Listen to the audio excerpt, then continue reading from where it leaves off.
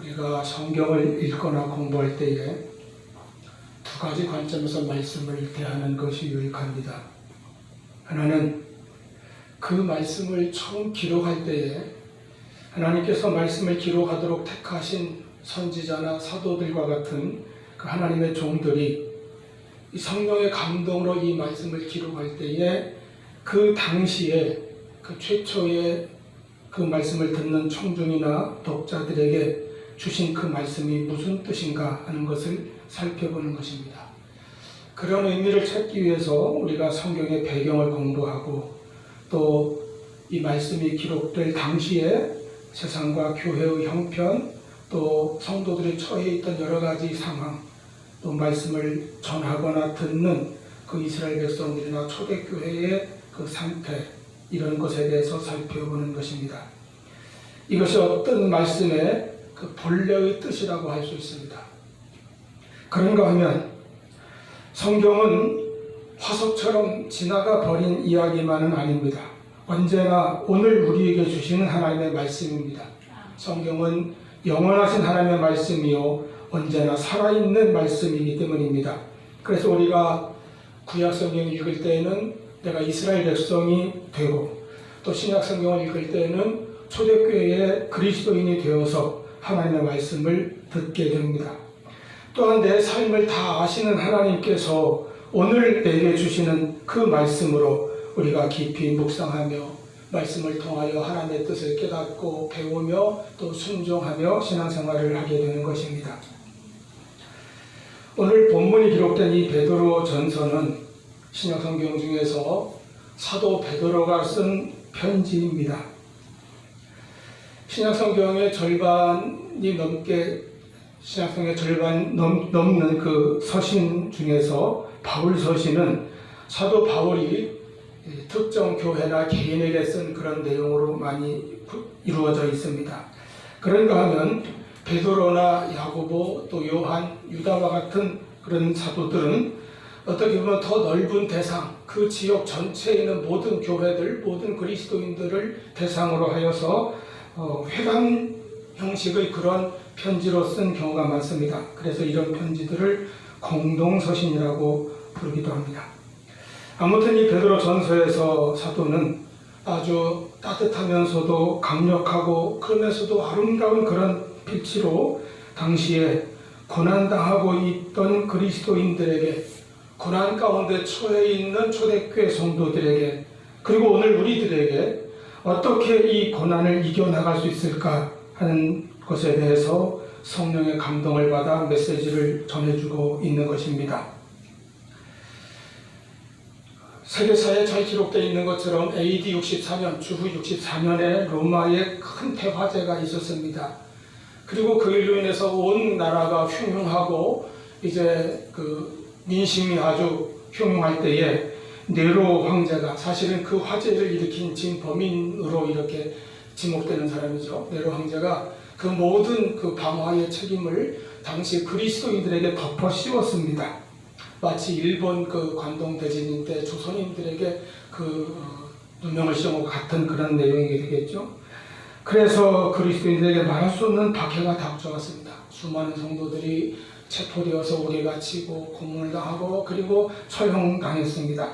이때에 사도 베드로도 잡혀서 바티칸 언덕에서 십자가에 거꾸로 매달려 순교를 당했다고 그렇게 기록되고 있습니다. 그렇다면 이 베드로 서신은 그 직전에 아마 기록되었을 것입니다. 그래서 주후 63년경에 기록된 것으로 이렇게 우리가 봅니다. 그 당시에도 주후 60년 이후에 초대교회와 그리스도인들은 여러 가지의 핍박과 환난과 시련을 당하고 있었습니다. 이제 네로의 그런 대박해를 목전에 두고 있지만은 이 당시에도 교회는 유대인들로부터도 핍박을 당하고 로마에서도 많은 그런 시련과 박해를 겪고 있었습니다. 유대인들의 핍박으로 말미암아 스데반이 순교를 당하였고 그 직후에 사도행전 8장 1절에 보면은 그날에 예루살렘에 있는 교회에 큰 박해가 있어 사도 외에는 다 유대와 사마리아 모든 땅으로 흩어지니라 이렇게 말씀합니다. 이때부터 이제 그리스도인들은 각 곳으로 흩어지기 시작합니다. 그리고 물론 그로부터 세월이 조금 더 흐른 후이지만은 오늘 본문 1절 말씀을 보니까 사도 베드로는 본도, 갈라디아, 갑바도기아, 아시아와 비두냐에 있는 흩어진 나그네, 지금 이 편지를 쓰는데 이 편지를 받아 읽는 대상이 초대교회 성도들입니다. 그들을 무엇이라고 부르는가 하면 흩어진 나그네다. 자기 고향에서 살지 못하고 자기의 기반과 터전을 닦은 그곳에서 머물지 못하고 여기저기 방황하며 쫓겨다니는 그런 처지인 사람들, 흩어진 나그네죠. 디아스포라라는 말이 여기서 나왔습니다.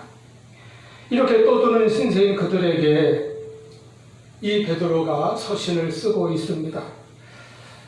사도행전에 기록된 사도 바울의 전도여행 기록을 보면 그가 가는 곳마다 유대인들의 박해를 받은 것을 볼 수 있습니다. 뿐만 아니라 로마로부터의 박해도 당시 교회는 많이 당했습니다.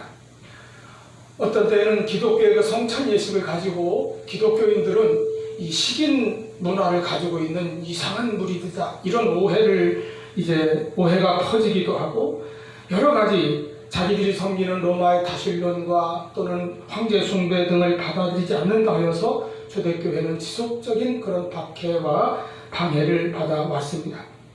이런 고난 가운데 있는 성도들을 위로하고 격려하기 위해서 기록된 서신이 베드로 전서입니다. 하나님의 섭리 가운데 보면은 이제 곧 장차 닥쳐올 무서운 대박해를 앞두고 있는 성도들에게 그 고난에 대해서 미리 이제 말씀을 통하여 저들의 심령을 견고하게 하고 붙들어주는 그런 의미도 가지고 있을 것입니다.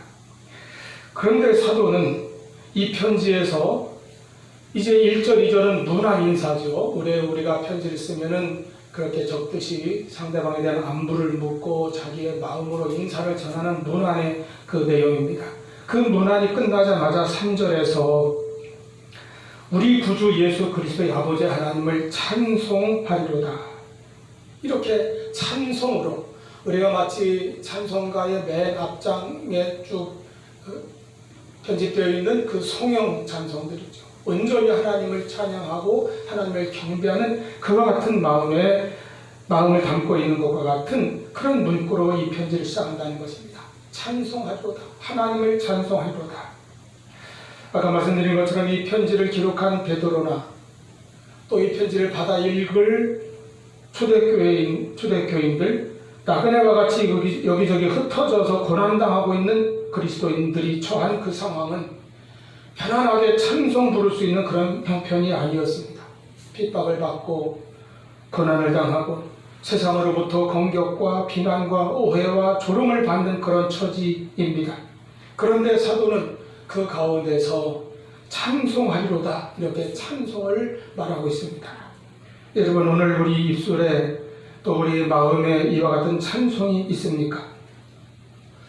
어떻게 그들에게 그리고 사도에게 그런 찬송이 가능했습니까? 무엇이 그들로 하여금 고난 속에서도 찬송할 수 있게 하였습니까?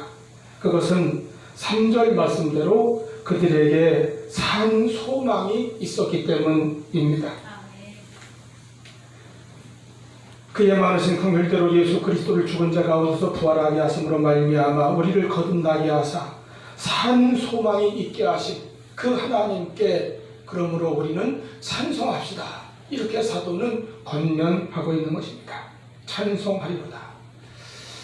이 산 소망이 저들의 믿음과 찬송의 근거요 출발점입니다.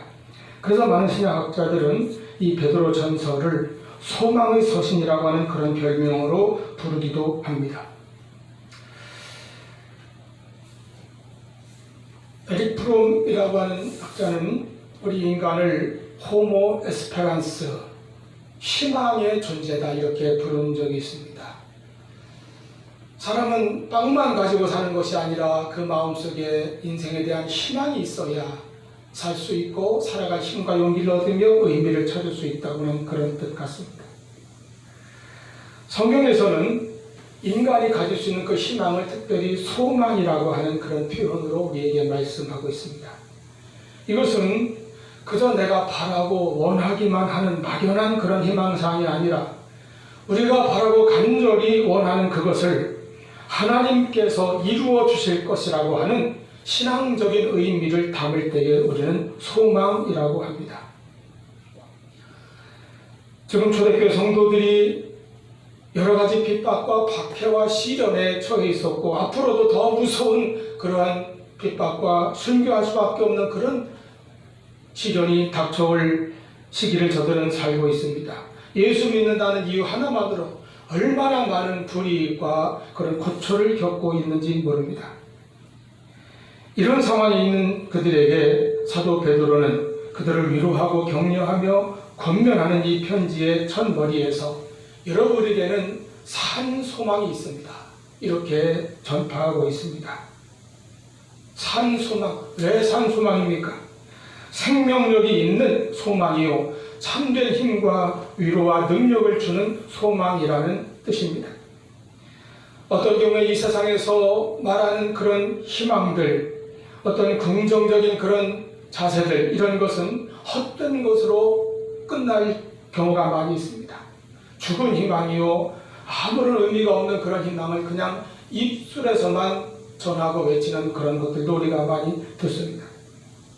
한동안 우리나라에도 많이 이제 유행처럼 그렇게 많이 팔린 그런 책들 가운데 무슨 긍정에 대한 그런 책들이 많이 있었어요. 긍정적인 사고방식, 긍정의 힘, 그런 책들이 말하는 그 요지는 이것입니다.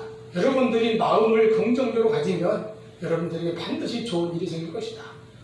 그래서 어떻게 구체적으로 가르쳐주기도 한가 아침마다 거울을 보면서 자기 자신을 향해서 늘 다짐하고 말하는 것입니다. 나는 잘할 수 있다. 오늘도 뭐든지 잘 될 것이다. 나는 행복하다. 이런 말을 거울을 보면서 100번씩 하루에 매일 아침에 하면은 분명히 그 삶은 바뀔 거라는 거예요. 정말 그렇게 해서 우리 인생이 긍정적인 방향으로 나아가기만 한다면 얼마나 좋겠습니까?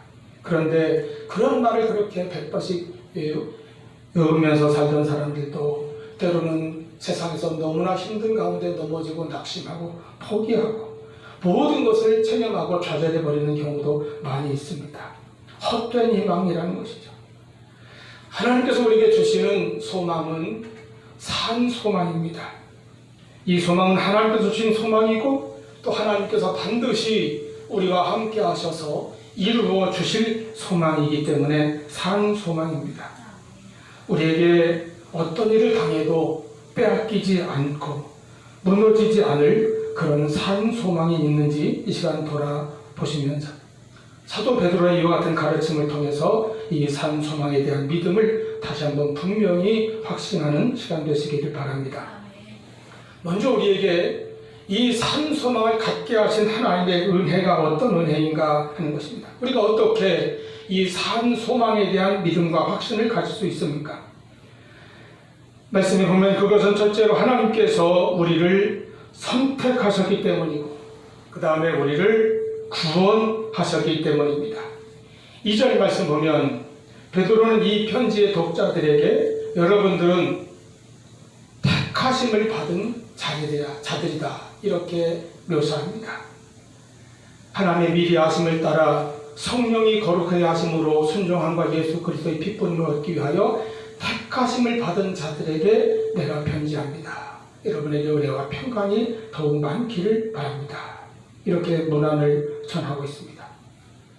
지금 고난 속에 있는 성도들, 신앙 때문에 여러 가지의 박해와 시련과 불이익을 당하고 있는 저들에게 베드로는 하나님의 택함받은 자들이라고 하는 것을 이렇게 강조하고 있는 것입니다. 왜 이 사실을 강조합니까? 성경은 이렇게 말합니다. 고난 가운데 있는 여러분들이 여러분의 삶은 결코 우연이 아니라는 것입니다. 하나님이 택하셨기 때문에 여러분은 하나님의 선택함을 받은 자들이기 때문에 예수 그리스도 안에서 택하심을 받은 자들이기 때문에 그러므로 현재 당하고 있는 어떤 일이라 할지라도 그 가운데서 우리가 실망하거나 낙심하거나 넘어지지 않는 것은 우리가 하나님의 택한 자녀로서 끝까지 하나님이 우리와 함께 하실 것을 믿기 때문이라는 것입니다. 여기에 우리 산 소망이 있습니다. 이 어둡고 불확실한 세상 속에서 우리가 산 소망을 가질 수 있는 이유는 하나님께서 나를 택하셨다고 하는 것을 우리가 믿고 그 하나님을 신뢰하며 하나님의 긍휼하심을 따라 우리가 하나님을 바라보며 살아가기 때문입니다. 또한 우리가 산소망을 가질 수 있는 근거는 하나님께서 우리를 택하셨고 나아가서 우리를 구원하셔서 우리를 거듭나게 하셔서 그로 말미암아 산소망이 있게 하셨다는 것입니다. 내가 거듭나고 구원받았다는 것, 이것이 우리가 산소망을 가진 근거요 기초가 됩니다. 3절 말씀 보면 하나님께서는 그 많으신 긍휼대로 우리를 거듭나게 하셨습니다. 하나님의 긍휼과 하나님의 사랑이 항상 우리에게 미치고 있고 우리에게 임하고 있다고 하는 사실을 깨달을 때에 우리는 어떤 시련이나 환난이나 역경 중에서도 낙심하지 아니하고 절망하지 않을 것입니다. 이 하나님의 긍휼과 하나님의 사랑에 대한 믿음과 감사가 그 같은 능력을 주고 산소망을 갖게 하는 것입니다. 저는 성 어거스틴의 이 말을 참 늘 은혜롭게 생각합니다. 참 이상하다. 하나님이 나를 사랑하신다니. 제가 고등학교 때 헤르만 헤세의 안개 속에서라는 시를 굉장히 좋아하고 외본 적이 있어요. 이상하다. 안개 속을 거니는 것은. 이 표현이 참 운율이 멋있지 않습니까? 그 운율대로 어거스틴의 말을 다시 이렇게 묘사해보면 이상하다. 하나님이 나를 사랑하신다는 것은 참 이상하다는 겁니다. 내가 이해할 수 없는 이 세상에서 가장 놀라운 신비는 하나님이 나를 사랑하신다는 사실이다. 그리고 나를 사랑하시되 나 같은 죄인을 마치 이 세상에서 나 하나밖에 없는 것처럼 그렇게 사랑하신다는 사실이다. 어거스틴 같은 고백이 우리에게도 있기를 바랍니다. 하나님이 나를 사랑하시되 마치 이 세상에서 사랑할 대상이 나 하나밖에 없는 것처럼 그렇게 하나님은 나만을 바라보시고 나에게 주목하시고 나에게 집중하셔서 나에게 긍휼과 사랑을 베풀어 주신다는 것입니다. 이 하나님의 사랑과 긍휼로 우리가 죄사함 받고 구원받아 거듭날 때에 우리에게는 산 소망이 주어진 것입니다. 누구나 거듭나기 이전에는 이 산 소망이 없습니다. 세상적인 희망은 있을지 모르겠으나 하나님 앞에서 그리고 하나님께서 주시는 소망은 알지도 못하고 갖지도 못하였습니다. 에베소서 2장 12절 말씀, 우리가 그리스도 밖에 있었을 때에는 약속의 언약 밖에 있었고 약속의 언약에 대해서 외인이었고 세상에서 소망이 없는 자였다 말씀합니다. 그래서 때때로 우리가 세상에서 넘어지고 포기하고 좌절하고 낙심하며 때로는 헛된 희망만을 그냥 막연히 마음에 품고 방황한 적도 있습니다. 그러나 이제 우리는 긍휼이 풍성하신 하나님의 은혜 안에서 예수 그리스도의 부활과 함께 거듭난 하나님의 자녀가 되었습니다. 그 순간 우리 안에 산 소망을 가질 수 있게 된 것입니다. 내가 예수 그리스도를 믿고 영접함으로 우리가 거듭나서 새 생명을 받게 되었고 그와 함께 영원한 산 소망을 받은 것을 믿으시기를 바랍니다. 그렇다면 다음으로 우리에게 주신 이 산 소망의 내용은 무엇입니까? 우리가 무엇에 대한 소망을 가지고 있습니까? 하나는 하늘의 기업에 대한 소망입니다. 4절 말씀 보면 썩지 않고 더럽지 않고 쇠하지 아니하는 유업을 있게 하시나니 곧 너희를 위하여 하늘에 간직하신 것이라. 세상의 유업은 시간이 흐르면 결국은 썩어지고 더러워지고 시들게 되어 있습니다. 그러나 하나님께서 우리에게 주시는 유업은 영원히 새롭고 깨끗한 유업입니다. 이것은 쇠하지 아니하는 하늘에 간직하신 유업이라는 것입니다. 이 유업을 우리가 받은 자로서 이 유업을 지금도 이 세상에서 우리가 소유하고 누리는 천국 시민으로 우리는 이 세상에서도 산소망을 가지고 살아갈 수 있기를 바랍니다. 세상에 고통이 많고 늘 어려움과 시련과 고난이 닥쳐온다 할지라도 그러나 우리는 영원한 유업을 바라보며 산소망으로 이겨나갈 수 있는 그런 능력을 가진 자들입니다. 또한 이 산소망의 내용은 우리가 영원한 구원의 완성에 들어갈 때까지 하나님의 능력으로 보호하심을 받는다는 것입니다. 하나님께서 우리를 늘 보호해 주신다는 것입니다. 그것을 우리가 믿을 때에 우리 안에 산 소망이 있게 됩니다. 5절 말씀, 너희는 말세에 나타내기로 예비하신 구원을 얻기 위하여 믿음으로 하나님의 능력으로 보호하심을 받았느니라. 우리 구원은 사실 삼중적인 의미를 가지고 있습니다. 하나님께서 먼저 우리를 택하셨을 때에 그때부터 이미 구원은 시작된 것입니다. 만세전에 우리를 택하시고 우리를 예비하신 그 하나님의 섭리 가운데 우리의 구원은 시작되었습니다.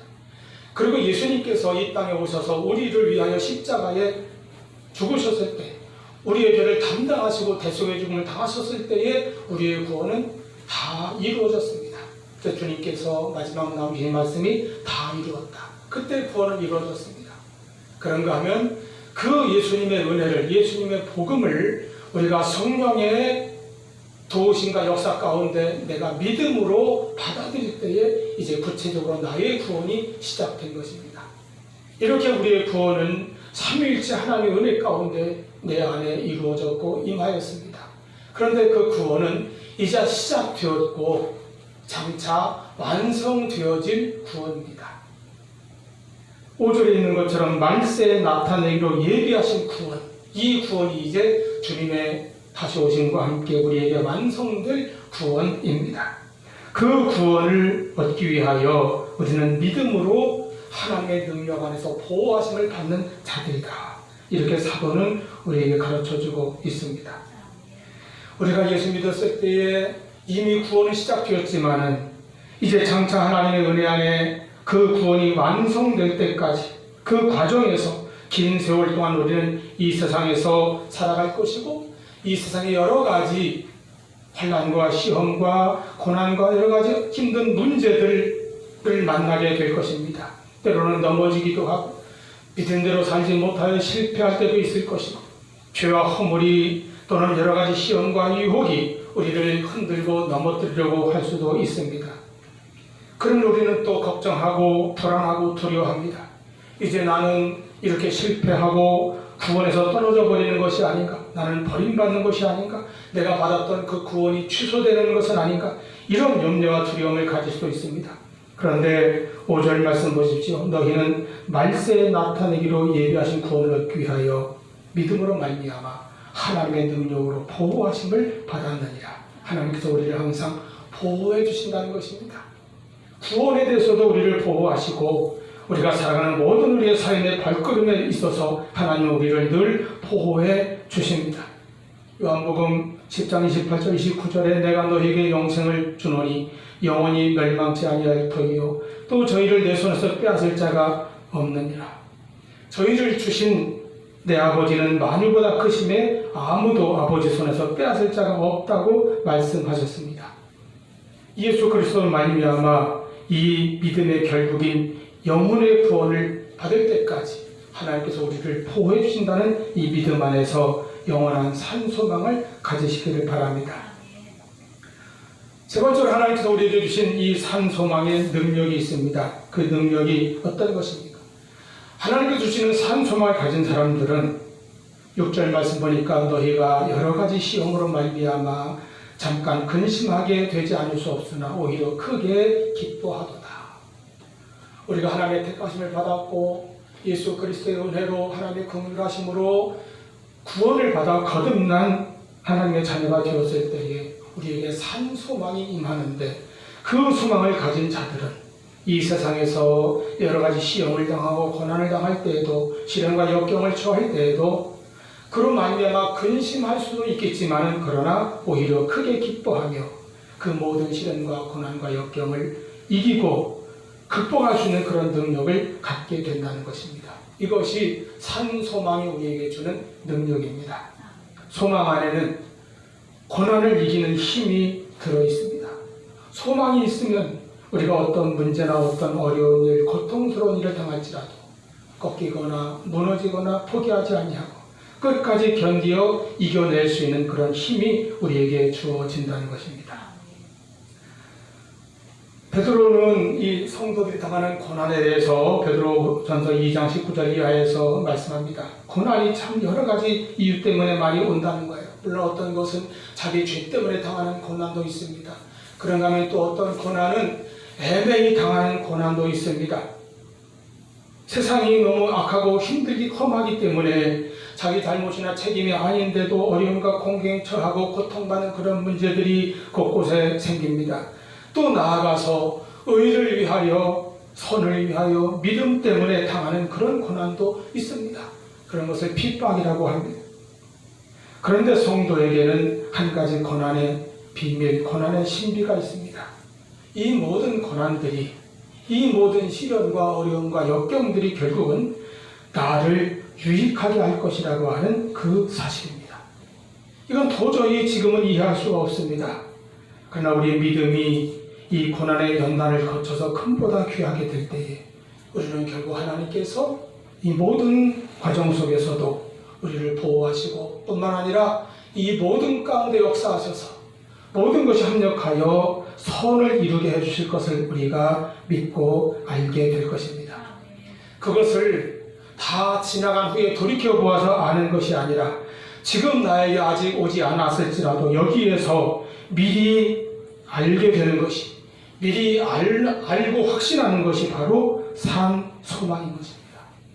그러므로 이 산 소망은 지금 내게 닥쳐오는 여러 가지 고통과 어려움과 시련을 그 안에서 인내하게 하는 힘을 우리에게 주고 그 고난을 이겨내게 하는 능력을 우리에게 주는 것이 바로 산 소망입니다.